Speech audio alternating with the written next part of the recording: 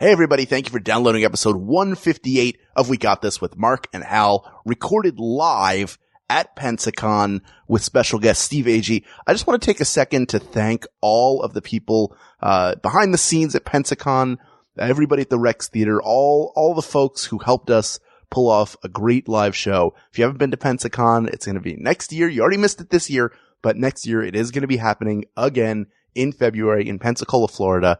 It is such a fun time. I cannot recommend it enough. So go check it out. Pensacon.com to get all the info on it.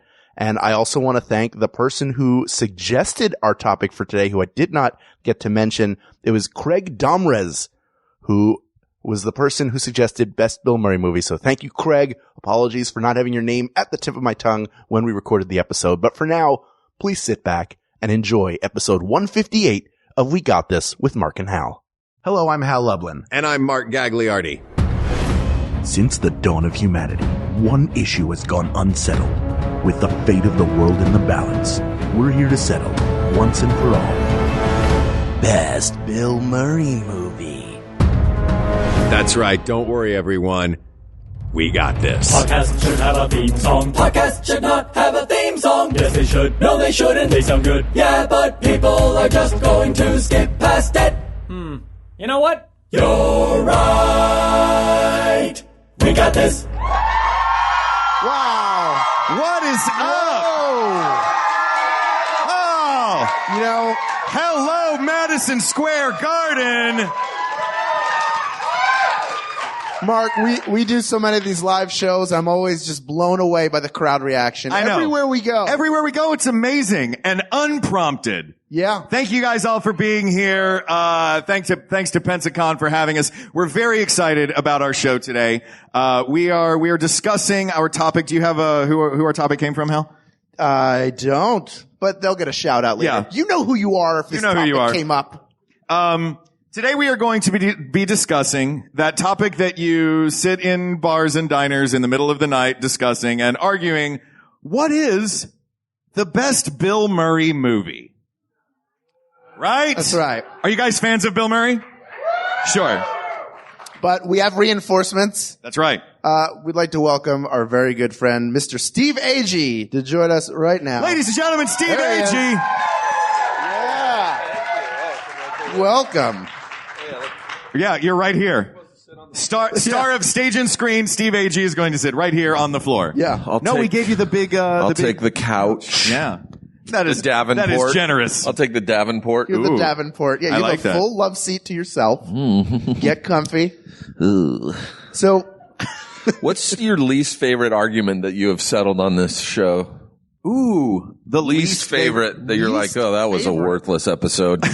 I'll tell you the one I thought was going to be a worthless episode that I put off for a year, which was, should chili have beans or not? Ugh. And I was like, Hal kept pitching this, and I was like, Hal, nobody cares if chili has beans. Nobody cares if chili has beans. Oh, yeah, they do. And he was like, go on the internet. And I went on the internet, and apparently people get in real fights about that. One of my favorite restaurants in LA is called Chili John's. Uh-huh. They only serve chili, and it's one of my favorite restaurants ever. It's the oldest restaurant in Burbank.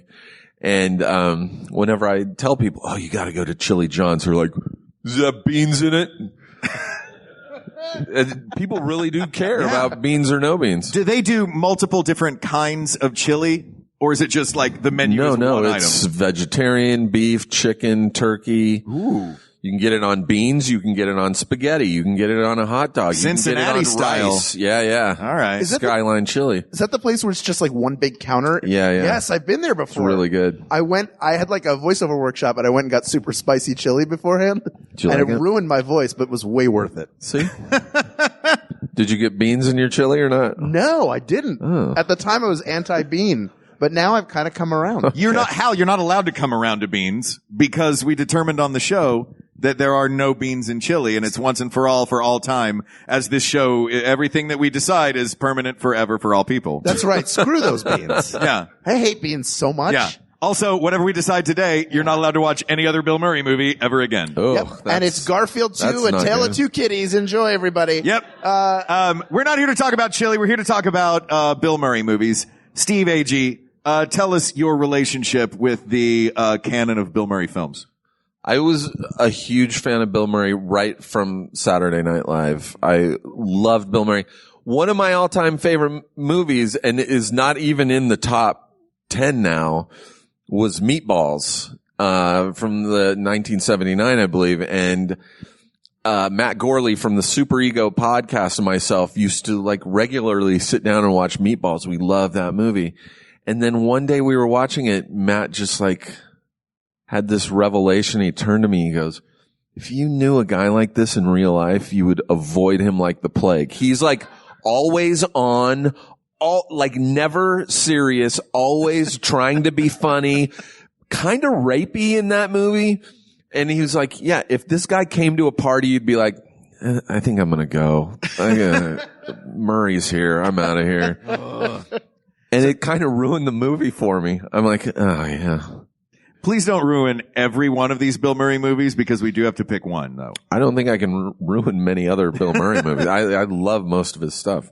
All right, so we get to our final decision on this show in myriad ways.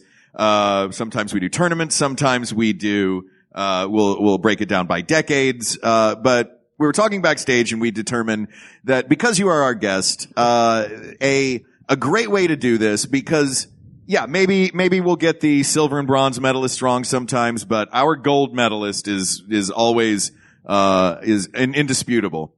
And I am going to go and assume that the gold medalist of the Bill Murray movies is going to be on your top 10 list that you mentioned that you have. I would assume. So the top 5 might be questionable. Sure. Because I do have a top 5 as well, but the top 10 I think it would definitely be in. So I think that in the interest of not making this 10 hours long, right, we will we'll just pick right now. We'll just pick and say bye. No, we will focus on those 10 films. Does that sound like a good idea?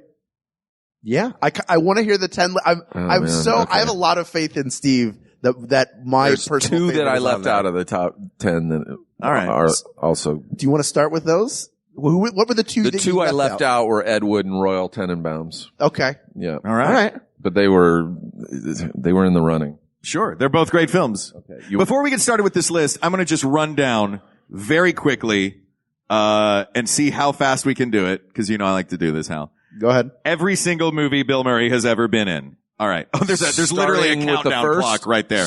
Starting Meatballs. Starting with Meatballs. It goes starting in 1979 and going all the way up through 2018. We have Meatballs, Mr. Mike's Mondo Video, Where the Buffalo Roam, BC Rock, Caddyshack, Stripes, Tootsie, Ghostbusters, Nothing Lasts Forever, The Razor's Edge, Little Shop of Horrors, She's Having a Baby, Scrooged, Ghostbusters 2, Quick Change, What About Bob, Groundhog Day, Mad Dog and Glory, Ed Wood, Kingpin, Larger Than Life, Space Jam, The Man Who Knew Too Little, Wild Things, With Friends Like These, Rushmore, Cradle Will Rock, Hamlet, Charlie's Angels, Osmosis Jones, The Royal Tenenbaums, Speaking of Sex, Lost in Translation, Garfield, The Life Aquatic with Steve Zissou, Broken Flowers, The Lost City, Garfield 2, The Darjeeling Limited, Get Smart, City of Ember, The Limits of Control, Get Low, Zombieland, The Fantastic Mr. Fox, Passion Play, which made $3,000 at the box office, Moonrise Kingdom, Hyde Park on Hudson, A Glimpse Inside the Mind of Charles Swan III, The Monuments Men, The Grand Budapest Hotel, St. Vincent, Dumb and Dumber 2, Aloha, Rock the Casbah, The Jungle Book, Ghostbusters, the new one, and Isle of Dogs. That is a complete list of the films of Bill Murray. You did that very well and left out all the TV and everything. That was well, look, this is thanks to Kate McManus, our researcher. Yes. That's good.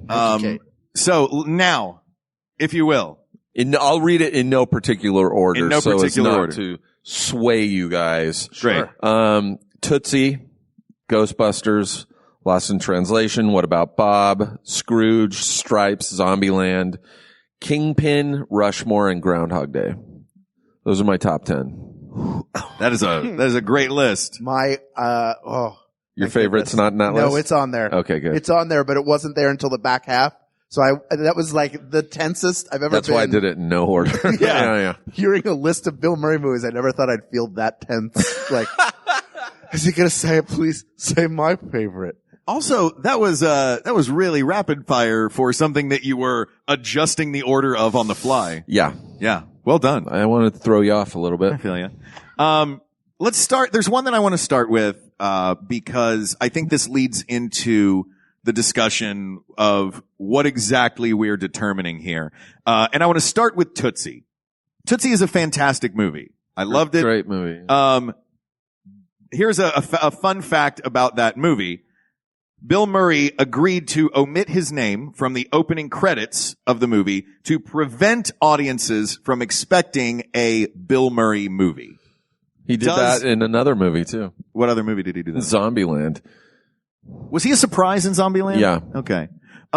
Does that preclude Tootsie from being the best Bill Murray movie when Bill Murray himself determined that it was not a Bill Murray movie? And what is a Bill Murray movie?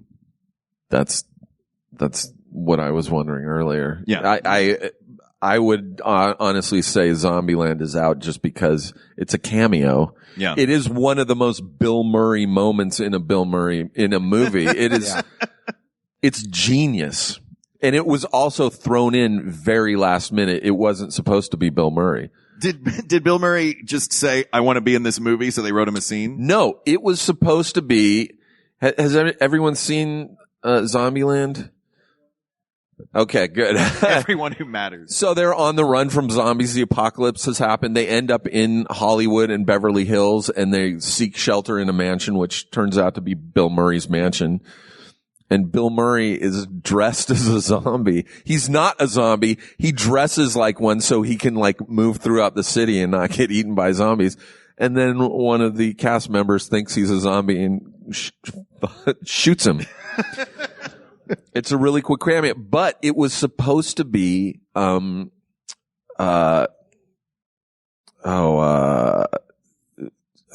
Roadhouse. Patrick Swayze? Patrick Swayze. It was supposed to be Patrick Swayze. And there was a scene written in where he catches, he does the full Dirty Dancing, catch move. But, sadly, Patrick Swayze got cancer. That's when he was dying of cancer. So, they had already started shooting the movie and didn't have that scene figured out. And Woody Harrelson was friends with Bill Murray, and he's like, hey, would you want Bill Murray? And the guy, Ruben Fleischer was like, yeah, can you get him? He's like, yeah. But they never got him to commit. Bill Murray was like, yeah, I'll be there on Monday. And they never had a contract signed. They never heard anything. And they're like, he's showing up, right? And they're like, I think so. I hope so. They had the whole day, set up to shoot, and he just showed up and knocked it out of the park. He notoriously works like that. Yeah. In that he does not care for agents and managers and publicists and all that. He has an 800 number, as many people know, and that's how you get him to do a project, is you call Bill Murray's 800 number. And if he likes the project, he will do it. Yep. Or I imagine Woody Harrelson didn't call the 800 number. It was the same with Lost in Translation. Sofia Coppola, kept calling it, and she would send the script and he wouldn't reply. And I think she finally left him a message saying, I'm not making this movie unless you do it. And he was like, all right, I'll meet you in Japan. It was like, I'll meet you in Japan. And they're like, okay, I hope so. Here's hoping. Yeah. There's nothing on paper. Yeah. Doesn't seem like a paperwork guy. No. So are we safe in eliminating Tootsie and Zombieland? Yeah, I wouldn't eliminate Tootsie because he took his name off of it. That's more because he had made Stripes and Meatballs. Right. At that point, he was pretty early. If you put his name on something, all of a sudden people are expecting that movie, which is not what Tootsie is. No. Right. So I don't know that would necessarily disqualify it. To me, there are other more Bill Murray movies, even though that's a really good performance. Yeah. And I would assume And Tootsie was also a mainstream movie. His other movies really weren't. Yeah. Up to that point. My guess is that it's probably not super high on your top 10. No.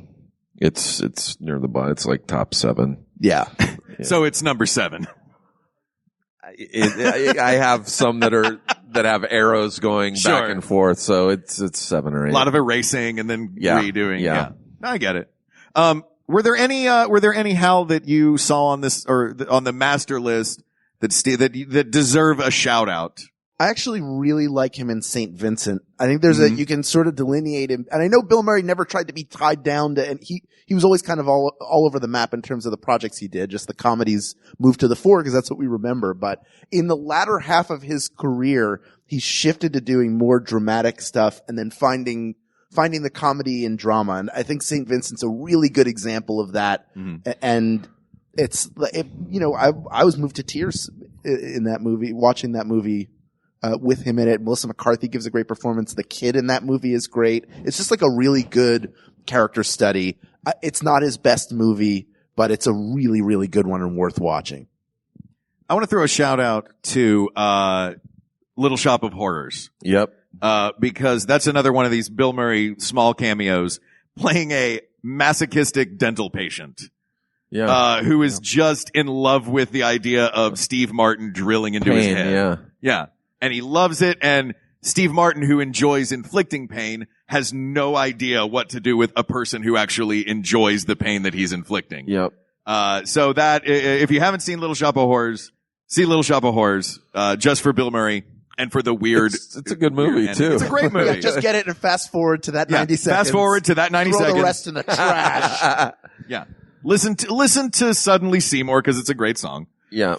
But it's not a Bill Murray movie. It's not a Bill Murray movie. Bill Murray cameo, which is awesome. So let's, once again, because Hal, you don't have a pen on you, do you? I should have brought one out here. I have one. Oh, great. Will you read off, the 8 remaining on your list? On mine? Yeah. Okay. So Rushmore. What About Bob? Ghostbusters. I just heard a yes from the audience on What About Bob. Yeah. Yes. Ghostbusters. Scrooged, Stripes, Kingpin, Groundhog Day, Lost in Translation. Did I say that already? What About Bob? You did not. How many is that? And that's it? I think. Do you not have, did you say Caddyshack? Did Caddyshack not make the list? Caddyshack's not even in my top 10. It's, Are you? Oh yeah, I actually talked like this for a whole movie. So it was the caricature was a little much? Yeah, I love it. Yeah, but it's not a Bill Murray movie. It's what do you call it? An ensemble picture? An ensemble movie, yeah. All right. It's good. It's close. Yeah. All right. I'm not Sorry, second Dave. guessing. Dave's real upset about Chocolate cheesecake. I think I'll make it up to you. I think you'll be happy with the one I've picked. All right. So we're looking at our final 8 then. Stripes, Ghostbusters, Scrooged, What About Bob, Groundhog Day, Kingpin, Rushmore, and Lost in Translation. Yep. Let's go chronologically. How's that with these? Let's talk Stripes. 81, 82? 81. Yeah, 81. Yeah.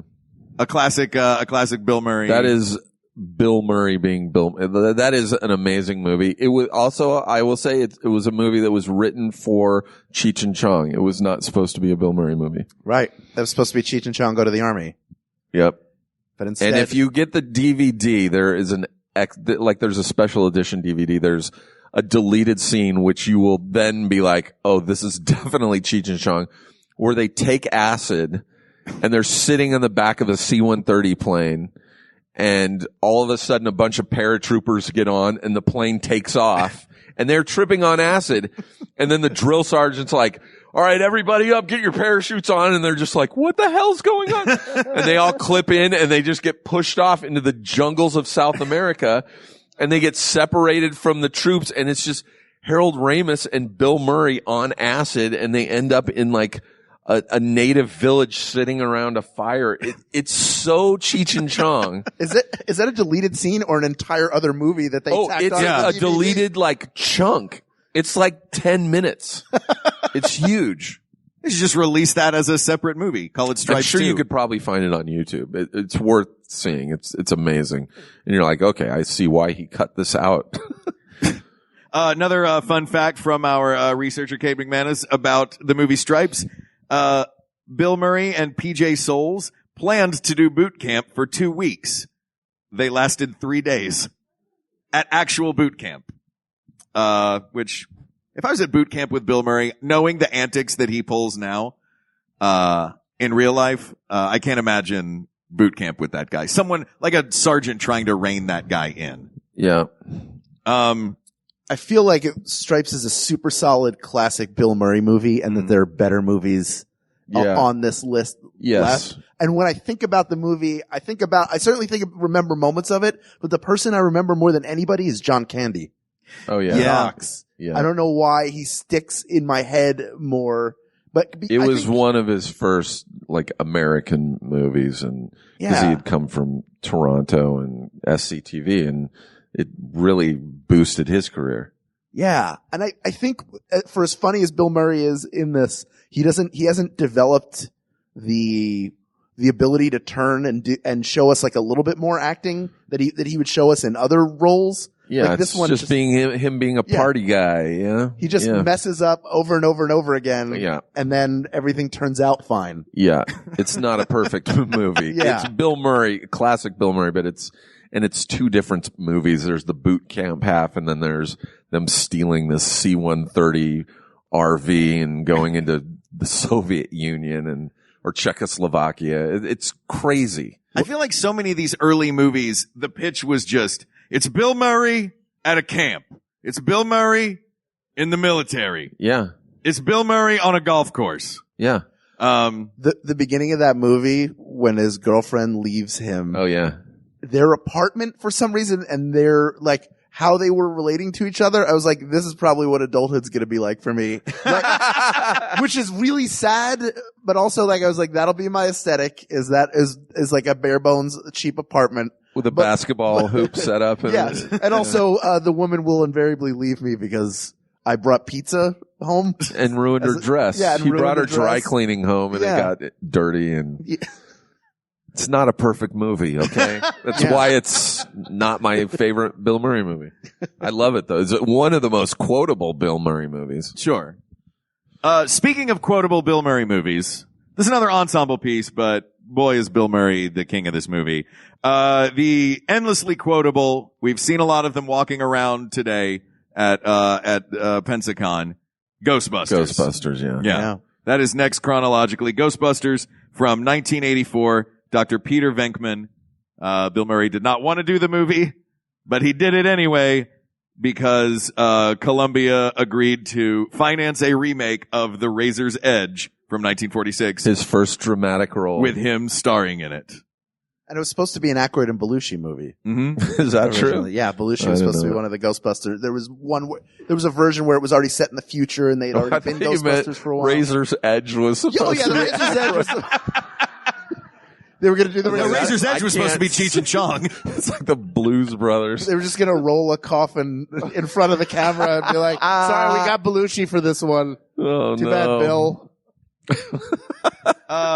We did Best Ghostbuster a while back. Mm-hmm. Yeah. And Venkman did not win because he's a terrible Ghostbuster. Yeah. But he's really awful at his job.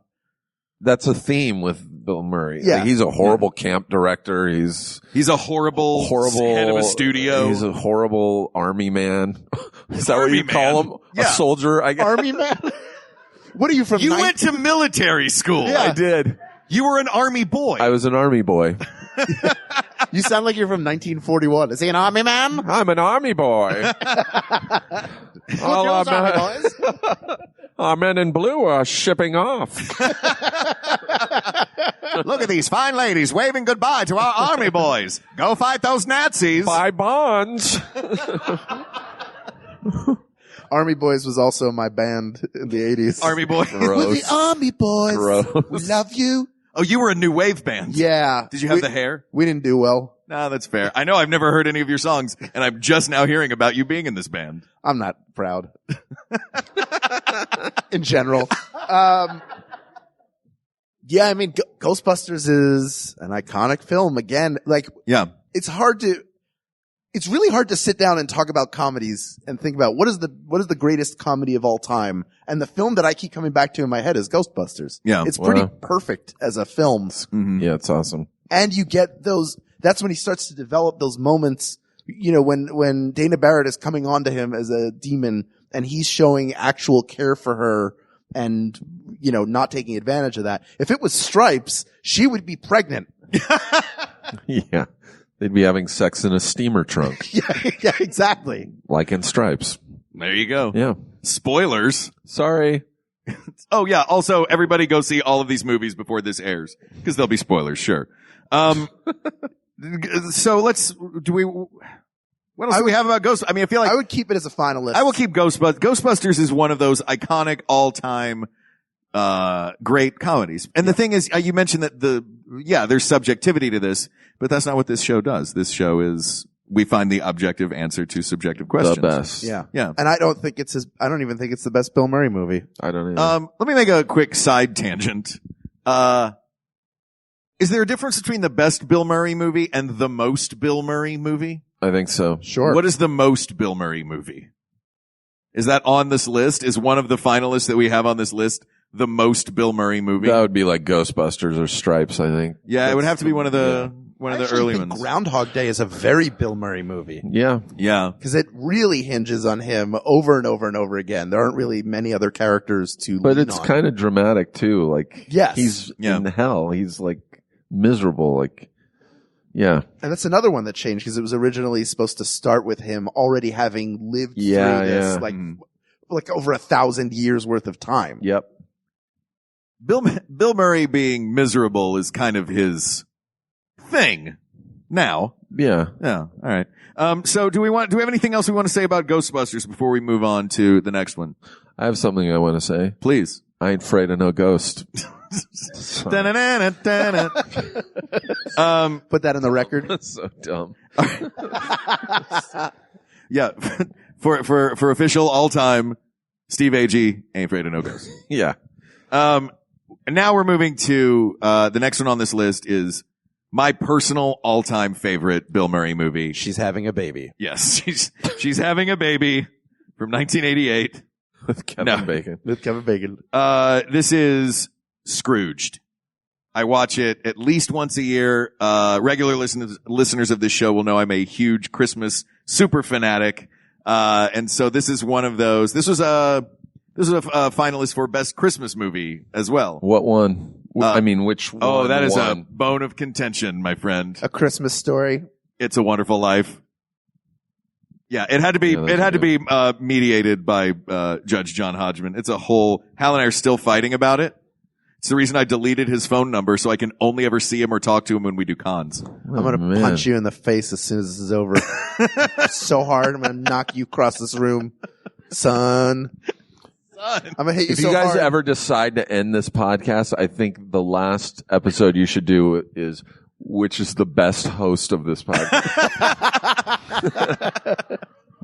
We did that as our April Fool's Day episode. We had his wife and my girlfriend as the guest hosts. Oh, that's funny. And they were way too polite, and they ended with, "It's a tie." Oh, no. Yeah.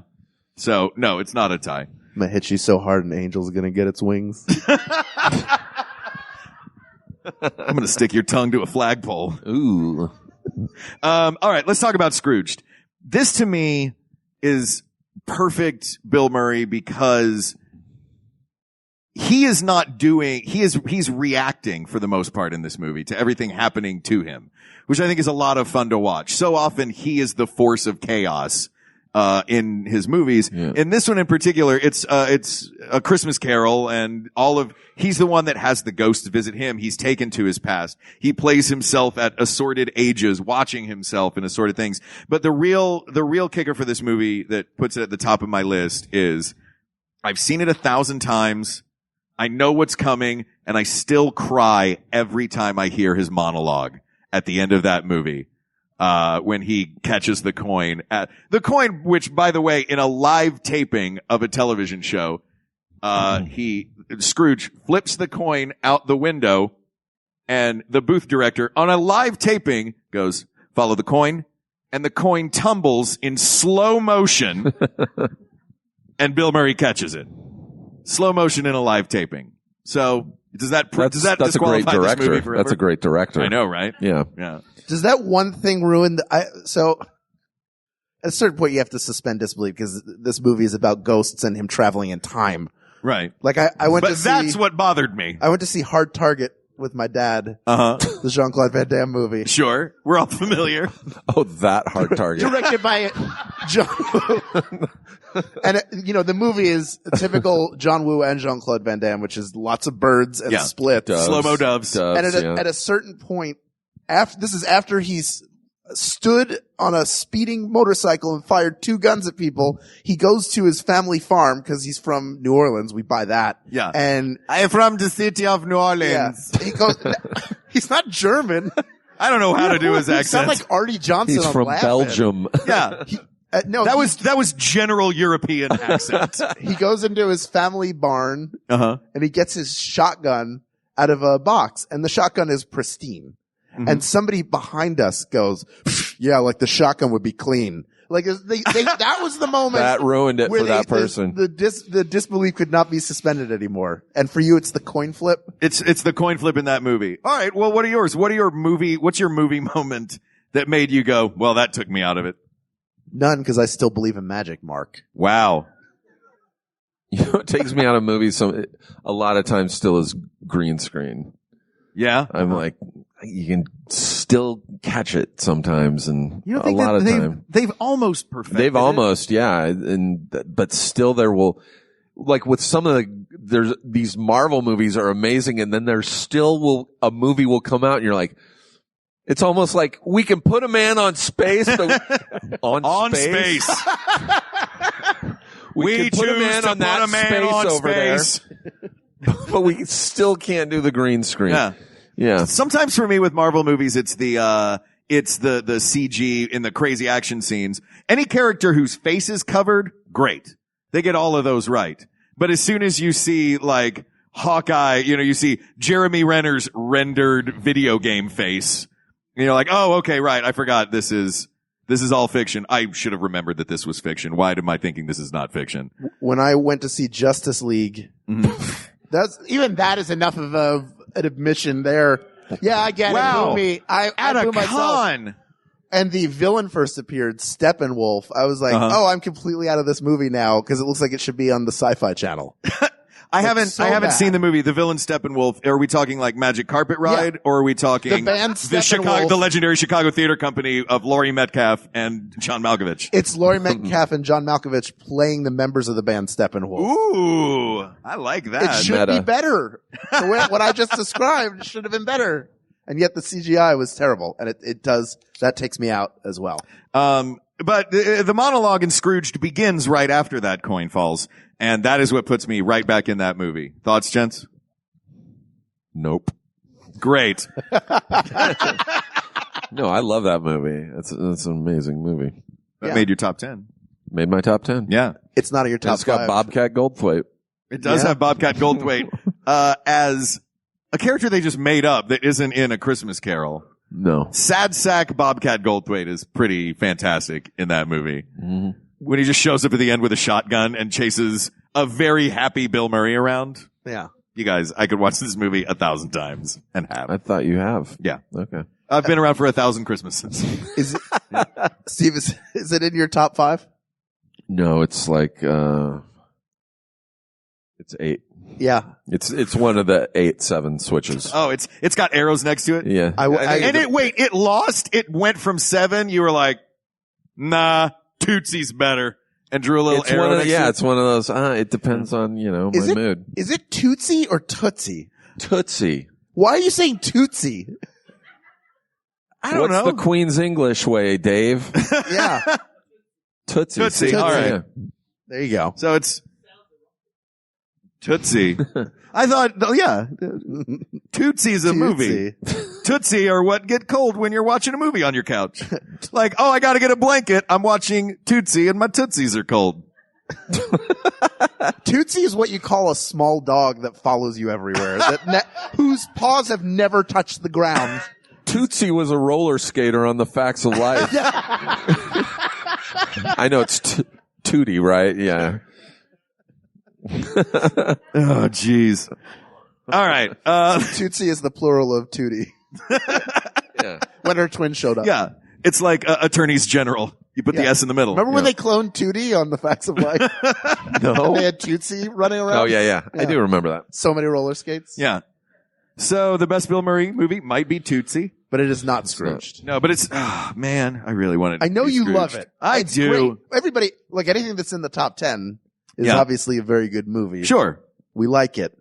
And yet, Let me ask you this. by the way, I want to stop very quickly because people who listen to the show will always go like, what, you didn't give this one talk. And I know somebody who was born like 10 years later than I was is going to be like, what about Space Jam?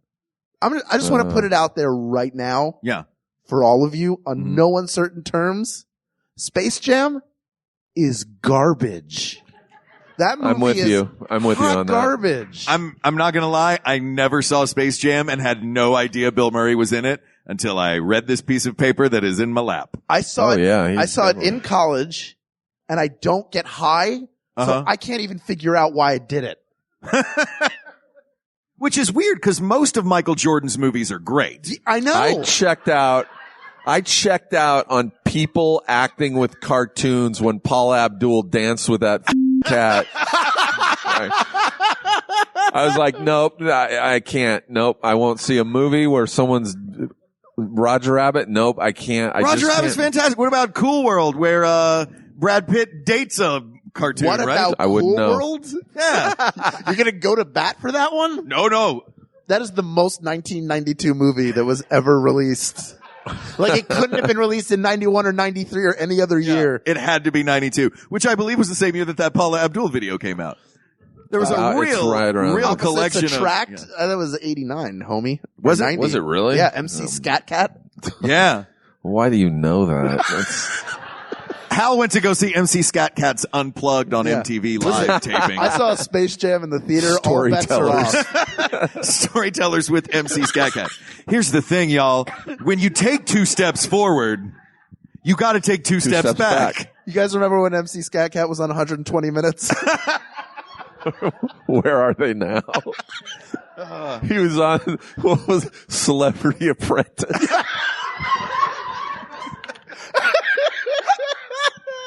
That cat didn't know how to run a hamburger joint. Oh, my God. He was fighting with Penn Jillette. Oh my God.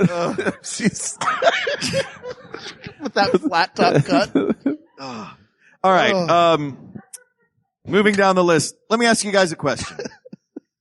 What about Bob? It's top 5 for me. What about Bob is pretty It is epic. the most mainstream, I think, of the Bill Murray movies. It was like, it's one that like my parents were like, I love this movie. Yeah. But he kills it in that movie. Yeah. And I know, I mean, you were saying backstage he hated doing that movie. But he's so good in it. That I just watched that movie again about a year ago, and it was one of those ones I was like, oh, I forgot every moment of this is great. Yeah, and the rest of the cast in that movie is fantastic too. Yeah. Richard Dreyfuss playing the foil. There has not been a better foil since Margaret Dumont and the Marx Brothers than a very flustered, eventually nervously breaking down. Blowing Richard up his Dreyfuss. house. Yeah. For those who don't know the plot of this movie, is Bill Murray is he's a severe, neurotic anxiety. hypochondriac. He's got every mental disorder. So he goes to see this psychiatrist, this famous psychiatrist played by Richard Dreyfuss, who is about to go on vacation and gives him his book instead. Baby Steps. To say, I will meet when you get back. Bill Murray stalks him to Lake Winnipesaukee. Bill Murray's like, you're the best doctor I've ever had. After like a 5-minute meeting. And he's like, all right, well, we'll schedule an appointment for the end of the summer. And he's like, what? And so Bill Murray, stalks him, to Lake Winnipesaukee. Yeah. It's just full of, it's endlessly quotable. I mean, everyone knows, I'm sailing! When he's, roped to the front of a sailboat. A mast. Yeah. And he, just kind of falls ass backwards into being a better father to Richard Dreyfuss's kids than. It's great. Every character in the movie loves Bill Murray's character except Richard Dreyfuss, and it just infuriates him. Yeah, it's an epic, it's great. Anything else on What About Bob before we talk about it in the finals with whatever it's so far? Are we putting Ghostbusters and What About Bob in the finals? It's What About Bob is in my top 5. Ghostbusters was number 6 for me. Okay. On my list. But I mean, I understand if top 5 for you guys. I get it. So I feel like these two right here, back to back, 1991 and 1993, with a Cool World right in the smack dab in the middle between those movies, are, I think, two real contenders, which is What About Bob in 91 and Groundhog Day in 1993. We talked briefly about Groundhog Day. By the way, I just saw the musical Groundhog Day on Broadway. What? There is a Broadway musical of Groundhog Day. Is it just the same song over and over again? I got you, babe. Yeah. You just watched scene 1 of Les Mis 1,000 times. No, it was really fun. Andy Karl played the lead role in it. Andy Karl, he's a Broadway star who previously played Rocky. So, in Rocky the musical. So I guess Andy Karl. There was a Rocky musical? Dude, I saw the Rocky musical. And they would, okay, side tangent here. Tangent, yeah. The Rocky musical, halfway through the show, they get to the big fight, or halfway through Act 2, they get to the big fight. The whole center front section of the orchestra gets up and goes up on stage to, seating that has been, like bleachers that they put on the stage. So that section of the audience is sitting on stage, and from the ceiling, a giant ring lowers down. So you are now in a proper boxing arena. And the seats that I had that were mediocre were suddenly ringside seats. Literally ringside seats. Literally ringside seats for the end, cause we were on the aisle. But they're singing during a fight. Yeah. And not actually hitting each other. I'm gonna beat you up. I'm gonna kick your ass. Yeah, it was an odd choice. Cut my eye, Mick. Cut my eye. Look, I can't see. I had a special affinity for this musical because, I had recently moved to New York, and this was the first and only Broadway musical I ever got a callback for. You auditioned to be one of the dancers in the Rocky musical. Because here's what they wanted. Non-dancers. They're like, we're going to hire a bunch of dancers who just look like palookas from Philly. Like they really wanted it like gritty. Left and they were foot, like, right foot, left foot, right. Yeah. By the way, I was doing right foot and left foot when I was saying left foot, right. Yeah. So the dance combination that I learned was just a bunch of boxing moves and workout moves. And I was like, man, dancing is hard. It's just push-ups and burpees and punching the air. So it was like, is the play like Tony and Tina's wedding, except you're just at a distance the whole time? So it's just a bunch of like accents and conflict? Everyone's doing your Philly accent, Hal. You know, everything doesn't have to be a musical. Sure it does. I just realized that now. This has to prove that. I have always, this is for real, always wanted to write Tombstone the musical. I'm not kidding. I have wanted to do that, but. Do you have a song called I'm Your Huckleberry? Yeah. Awesome. Yeah. Are you gonna do anything but just sit there and bleed? Billy Bob Thornton, get away. Anyway, we got way off track. We did. We got a little off track talking about Andy Karl and the Groundhog Day musical, which was a lot of fun. But it pales in comparison to the movie Groundhog Day. Yeah. Also starring, Andy McDowell, and, the famous Stephen Tobolowsky. Chris Elliott. Elliott. Yeah. It's, he really is surrounded constantly by amazing casts. Yeah. But thoughts on Groundhog Day. I feel like our thoughts on all these movies are like, yeah, it's great. It's a really great movie. Yeah. Yeah. It's another movie. Incredible. I would put it above every other movie we've discussed so far. I would too. Yeah. I would put it up there with What About Bob? Those two for me are, and Scrooged, but you guys don't seem to like And Scrooged as much Ghostbusters. as I do. And Space I know Jam. two fellas who need to get visited by 3 ghosts. Is one of them the ghost of MC Scat Cat's career?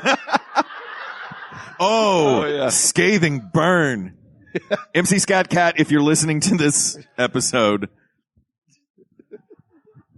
Cartoon, if you're out there listening to this episode. MC Scat Cat, I apologize for Hal Lublin. All right, the next one on this list. Let's talk about Kingpin.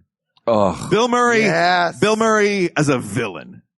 An epic villain with, incredible. yeah. Here's why this is a masterclass in Bill Murray. Mm-hmm. This is the story that the Farrelly brothers tell about this movie. Is he agreed to do it, and he would show up on set.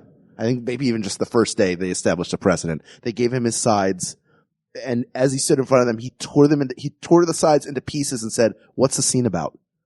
And they told him what the scene is about. Everything he does in that movie is improvised. Wow. Everything. So all the things, hey, Not you. Yeah. hey, or the get me a decaf, and when you come back, wash that perfume off. Yeah. Like everything is improvised that he does in that movie, And it's brilliant. Everything is perfect. My favorite line from that movie, finally Big Earn is above the law. Yes, when he wins a bowling tournament. He's I so like good in that movie. And it's the most character work he's ever done. Well, if you're Bill Murray and someone says you get to play a villain and here's some scenery, eat all of this. And I don't know if he actually permed his hair for that or if he's wearing a wig, but it is incredible. All right. So, another high contender on the list. Have you seen it? Because you're not like. And I saw Kingpin. It's been a very long time since I while. saw Kingpin. Roughly when it first came out, and then a couple of times on DVD after. It's also, he's not super high on the call list. I mean, he's like probably 3 or 4. Like it's really Woody Harrelson and Randy Quaid. Randy Quaid's movie, but he steals it, I think. Yeah, every time he's there, he steals the movie away. Yeah, it wouldn't be as great as everybody else is. It wouldn't be the movie that it was without him as the villain. Like he's integral. That character is integral, and his performance is integral. And to he that is movie. not in a lot of that movie. Like no, but when he shows little of up, it, yeah. It's sort of like his Dame Judi Dench in Shakespeare in Love, where he doesn't have to be on screen that much, but It's exactly like that. Yeah. what did you compare it to that? You remember that scene where everybody dropped their capes on the mud and Bill Murray walked across them? Look, the same wardrobe. All right. Now we're moving to the only 2 movies on this list that come from the latter period of a more somber, introspective Bill Murray. And those 2 movies are Rushmore and Lost in Translation. 2 very different movies. 2 very different movies, but both post I think his most acting. yes, Yeah. the super acty ones. Yeah. Bill Murray's favorite movie that he ever made was Lost in Translation. So for what that is worth. Well, he didn't show up. I left a message on that 800 number. He could have been here to help pick. I know. We keep calling that number. I mean, out of those 2, not that we have to choose one from them. Right. I love them both, but Rushmore is such an incredible, it's a modern fairy tale. All Wes Anderson films are a modern fairy tale, but he's so good in that, and it felt so different than anything else he had done up to that point. Lost in Translation feels like a continuation of the work he did in Rushmore. Rushmore was what, 98, and then Lost in Translation was 99? Correct. Rushmore was 98. Lost in Translation was 2003. 2003. So very close. I feel like in Lost in Translation, he's doing a lot more in Rushmore. I mean, he's got this stoic thing, this sort of sad-eyed thing that he has in Lost in Translation. And he's wonderful and very, very subtle in the movie. But I feel like a lot of that is you can project your thoughts and emotions onto what is, I don't want to say, I mean, I know he's brilliant in it. It's kind of a one-note thing that he's doing through that movie. There's not a ton of variety. It's wonderful what he's doing, but I don't think it's terribly varied. Makes Lost sense? in Translation. Yeah.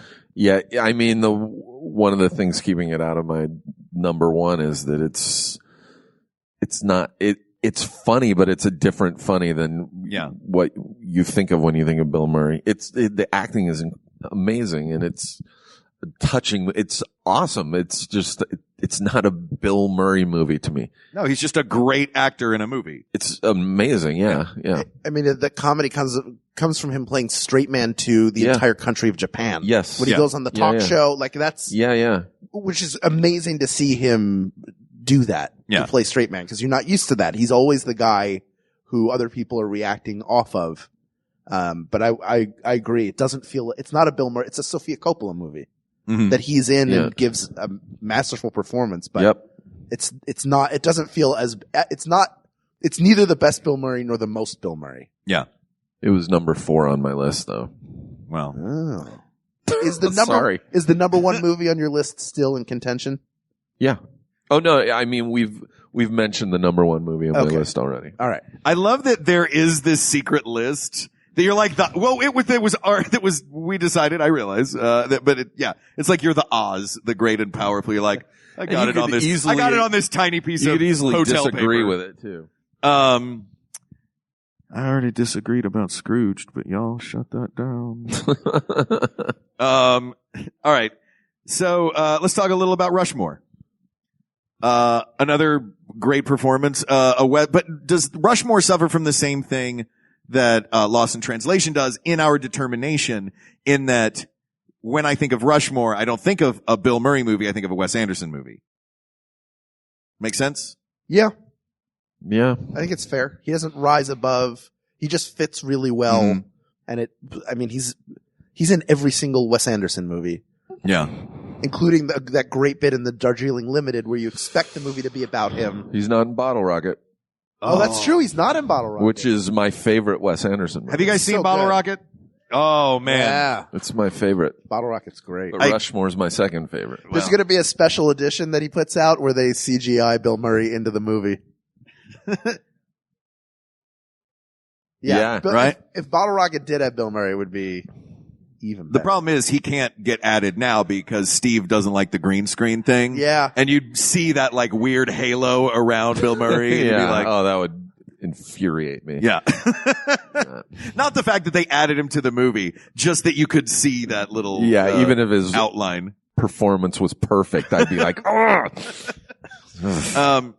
All right. So let's come up with our two to duke it out for the ultimate what's Bill left? Murray movie. What are our finalists? Our finalists as they stand now are Scrooged. Sure. And that's it. Yeah. MC Scat Cat. MC Scat Cat and Rocky the Andy Musical. Carl. Rocky the musical. Rocky the Musical. Was it called Rocky the Musical or was it just called Rocky? You know what? I don't care. Go ahead. Great. It was called Rocky with an exclamation point. Oh my God. Burn it to the ground. All right. I feel like it's interesting that the ones that sort of popped out as ones that we were like, these are ones are the mid-career. They're not the early super wacky Bill Murray and they're not the late, sad sack Bill Murray. They're sort of right in the sweet spot in the middle of that. Tell me if you guys. I agree. Yeah. And I think that's What About Bob, Groundhog Day, and Kingpin. Were those the ones that we, or what? You're looking at me and grinning. Cause you said Sad Sack Bill Murray and all I could think of was Bill Murray playing the comics character Sad Sack, which maybe a few people know. It was basically a World War I soldier who was lazy. Like he was Beetle Bailey before Beetle Bailey. Oh yeah. Also, we are at Pensacon right now, and you pulled such a deep cut that an audience of people who are at a comics convention was like, I don't know who that is. I'll see myself out. Shout out to, so Beetle Bailey is on the list. Sarge. All right. So I feel like it's between What About Bob and Groundhog Day And Sad Sack. and Sad Sack. The movie that has yet to be made. I think Kingpin should also be in consideration. Kingpin in the mix? What was the number one on your list? Groundhog Day. All right. Yeah. A light smattering of applause. It's not golf. A forced smattering of more applause. Yeah. So I feel like, but number 2 on my list was Rushmore. Wow. For Bill Murray movies. right. not comedy movies. for but- greatest films of all time. Right. So you don't, It's very Bill. Yeah. you put What About Bob over Ghostbusters? As a Bill I Murray did. movie, yeah, I would put it. I did. It feels like, out of all of these, all of them are great ensembles. And, What About Bob is an ensemble movie and as well as Ghostbusters is. So with that in mind, I think your number one is hard to beat. Thoughts? Yeah, Groundhog Day is really great. I know, Steve. What would your number one be? What was? You know what? I always forget. It's sort of like, it feels like juggling, and then you keep adding balls because you think like, oh, I love Ghostbusters. What about Bob? What about Lost in Translation, Rushmore? All these things come up, but Groundhog Day, you talk about another movie that's practically flawless in how it's executed. Like they set up the premise, they deliver it really well, and they wrap up the movie in a satisfying way. And it's like just it's pure Bill Murray. It goes all over the place too. It goes so dark when he's trying to kill himself. Yeah. That whole section of him trying to kill himself is so dark. Yeah. And it comes back from that. Yeah. Like it really takes you on a full journey. Yeah. I'd be hard pressed. As much as I love Kingpin, I couldn't put Kingpin above Groundhog Day. All I want right now is to go watch Groundhog Day. That's all I can think of is like, boy, that would be nice to go watch it. I'm gonna add another thing that is going to tip the scale in Groundhog Day's favor. No other movie on this list has changed fundamentally the way that we think about a holiday. Every February 2nd, I don't think about a groundhog seeing his shadow and whether or not we're going to have 6 more weeks of winter. Every February 2nd, I go, oh yeah, Bill Murray repeated the same day of his life over and over again. When you say Groundhog Day, now I feel like the first thing people think is a day that is repeated into infinity. Yeah, if I'm saying to someone, oh, I'll see you tomorrow, and they're like, Groundhog Day, I don't think, oh, it's the day we figure out how many more weeks of winter. Yeah. My first thought is Bill Murray. Yeah. Yeah. Yeah. So, have we reached a decision? Does MC Scat Cat know how to dance? Hal, if you would, please. He does. Not the answer I was hoping for. People of the world, 2 steps forward, 2 steps back. We come together because opposites attract, and you know, Groundhog Day is just a natural fact. We go together like opposites attract. One of them, do you know one of them? We could be lovers. Wait, hold on. In that song, part of the reason they don't get along is the cat smokes. Also, she makes the bed and he steals the covers. Yeah, but she also, what a dark painting of a relationship. Because she's like, I don't like cigarettes. He's like, I like to smoke. Like he does sing that part with gusto. I just imagine them out at dinner, like, honey, I want you to live. This is very dangerous. It's bad for you to smoke. He's just like, I like to smoke. I legitimately hate that video and song so much, and it's bothering me that you guys keep talking about it and that you know so much about it. All right, Hal, bring us home. People of the world, everybody, anybody who is in our age bracket and is involved in comedy or enjoys comedy loves Bill Murray and looks up. He's like just this ethereal figure in comedy. And he's created such a canon of work over the course of his career that he continues to add to. But the greatest, yes, go ahead. I was going to say, I have 2 Bill Murray stories. Oh, please go. That happened to friends of mine. One of my friends, Susan Yeagley, said this was back in the 90s. She was going to the post office. She'd mail a letter or buy stamps. I don't remember what it was, but she parked her car and she was walking to the post office. This is in Hollywood, the one on Wilcox. Mm-hmm. And she said Bill Murray walked out of the post office dressed normally, but he was wearing one of those tall white chef hats. He was just out running errands in a white, one of those stovepipe white chef hats. He's Bill Murray. He can do whatever he wants. My other friend Mackie, he was a bellhop at the, I think it's the Sheraton up at Universal Studios or Universal City. And he said one day he was standing out in front of the hotel with his, luggage cart, and a limo pulled up and Bill Murray got out.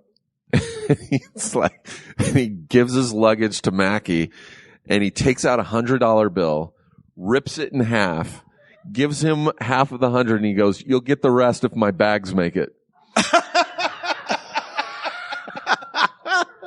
All right. Got the other half, taped it up. Yeah. It's pretty great because it's not like you gave him $50. It can only become, it's either $0 or $100. Exactly. All right. It has been determined then, Hal. People of the world, it's Groundhog Day. That's it. This is the third time you've done that. Stories. Yeah. It's Groundhog Day. Do you guys agree? Time. All right. Cool. I think we got it right. So, Steve Agee, thank you for coming on the show. Thanks for having me.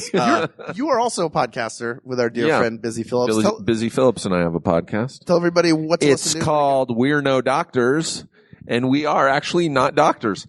But we are both extreme neurotic hypochondriacs. So it's two hypochondriacs talking about medical related issues. Perhaps you should read the book Baby Steps. Well, thank you for coming on the show and joining us. This has been a treat. I don't know why we just shook hands like that. Like you went to point at me and I thought you were reaching to shake hands. But we did anyway. And now we're shaking hands on an audio podcast. Yep. Great. Mark points with his whole hand because he worked at Disneyland for so long. You can't point with one finger. Yeah, you can't point with one finger. So he uses his because Walt always pointed with two fingers. Yeah. Yeah. Like a flight attendant. Yeah. So this topic is settled for all time, the greatest Bill Murray movie. But there are many more topics to discuss. So please reach out to us on Twitter at We Got This Tweets. Check out the Maximum Fun subreddit or email us at wegotThisPodcast@gmail.com or go to our Facebook group, facebook.com/groups/We Got This Podcast. Thank you to producer Ken Plume, who sat in the audience with a mic the whole time. Hi, Ken. He just held He it didn't up. say hi. He just waved the mic. Thank you, Ken. Thank you to researcher Kate McManus for that long and exhaustive list that she put together for us. Thank you to graphic designer Uri Kelman and QA engineer Jen Alba. And thank you, as always, to our musicians, Jonathan Dinerstein and Mike Furman, for our score and theme song, respectively. And thank you to you, our listeners, those who can hear me at home or in their car or wherever they listen to their podcast, and those of you who are in this room right now at Pensacon. Thanks for coming out tonight. This was a lot of fun. You guys are awesome. Thanks to everyone at Pensacon for putting this whole thing together for us. Thank you.